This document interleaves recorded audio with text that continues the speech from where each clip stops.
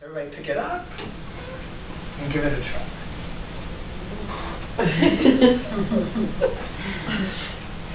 Boy, there's some really good ones going on. That's very close.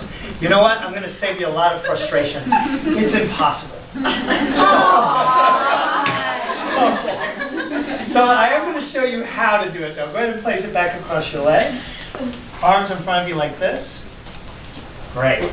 So you're going to reach up, grab your muscle.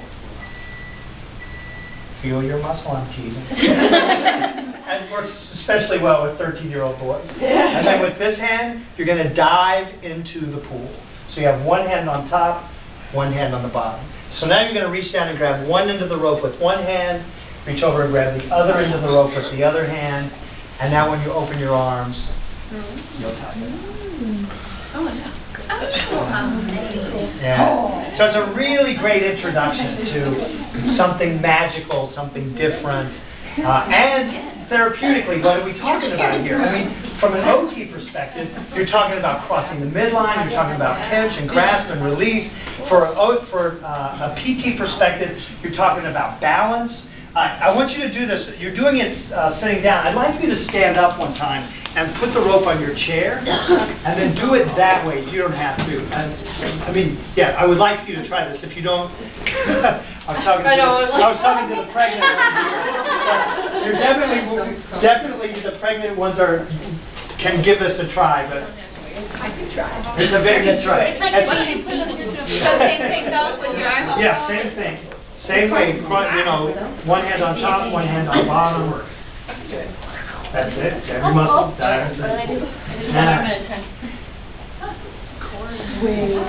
Yeah. So what's the difference? What's the difference between doing this sitting down and doing this standing up? Balance. There's all of this stuff, and all of a sudden it comes into play. You're talking about balance. You're talking about weight shift. You're talking about some core strength. There's a whole other thing that comes in, and that's the depth perception issue. With this, when you're sitting down and it's right there, it's easy. When you're standing up and now you have to come down like this, there becomes a whole perceptual challenge. So we encourage you, like at the end of the rope, to put like a little fuzzy ball at the end, so it becomes more tactile. They can go and they can feel for the little fuzzy ball. So then you can bring in some tactile exercises with that as well. There's a lot of therapy. You can go ahead and sit down. There's a lot of therapy you can do with just this one little piece of rope. I won't ask you to do this, but it's even much, much different if you're on your knees and you're doing this on the floor. Which is, do you work with a lot of kids? Oh, yeah. This is like the coolest trick when you're doing this with kids, because they have no core strength. And it's amazing, they will not let go of the end of the rope. So they'll go like this, and they'll reach over to grab this, and because they have no core, they roll. They'll grab this, and then they'll just roll across the floor. And they'll laugh almost the whole time they're doing it, until they grab themselves, and then they'll reach back this way and roll across. But they'll get that knot.